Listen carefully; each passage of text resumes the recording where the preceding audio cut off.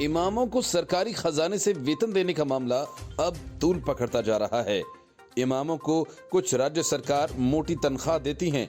इसी सवाल पर एक आरटीआई याचिका की सुनवाई करते हुए सूचना आयुक्त उदय माहुरकर ने बड़ा फैसला दिया है, जो अरविंद केजरीवाल और ममता बनर्जी जैसे नेताओं की नींद उड़ाने के लिए काफी है।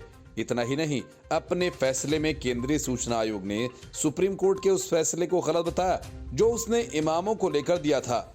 दिल्ली में इमामों की सैलरी का मामला अब सियासी रूप ले चुका है।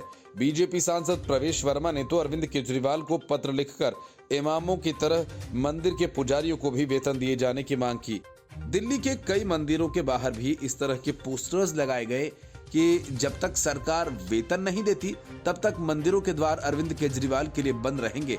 असल में आरटीआई कार्यकर्ता सुभाष अग्रवाल ने पूछा था कि इमामों को जो तनख्वाह दिल्ली सरकार और दिल्ली वक्फ बोर्ड की तरफ से दी जा रही है उसका ब्यौरा क्या है। अपने जवाब में सूचना आयोग ने कहा कि सुप्रीम कोर्ट का फैसला संविधान के अनुरूप नहीं है।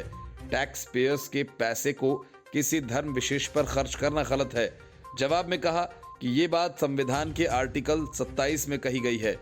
कमीशन का कहना था कि इससे न केवल देश में एक गलत संदेश गया बल्कि समाज में द्वेष की भावना भी पनपी।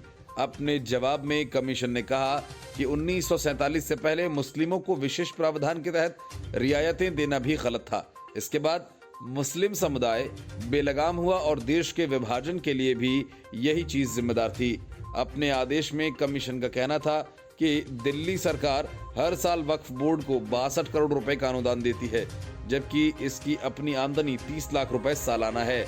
इंफॉर्मेशन कमीशन का कहना था कि इमामों को हर महीने 16 और 18 हजार रुपए की जो तनख्वाह दी जा रही है वो टैक्स पेयर्स के पैसे हैं। कमीशन ने कहा कि अगर अल्पसंख्यक समुदाय के नाम पर मुस्लिमों को रियायत या अनुदान दिया जाता है तो बहुसंख्यक समुदाय को भी इसका हक मिलना चाहिए। आयोग का कहना था कि जो बातें सामने आई हैं वे उनके मुताबिक सांप्रदायिक सद्भाव बनाए रखने के लिए मसला बेहद अहम है। कमीशन ने अपनी रजिस्ट्री को आदेश दिया कि इस आदेश की कॉपी कानून मंत्री के पास भी भेजी जाए। कमीशन ने अपने आदेश में ये अनुशंसा भी की कि संविधान के 25 से लेकर आर्टिकल 28 को लागू करने के लिए उचित कदम उठाए जाएं।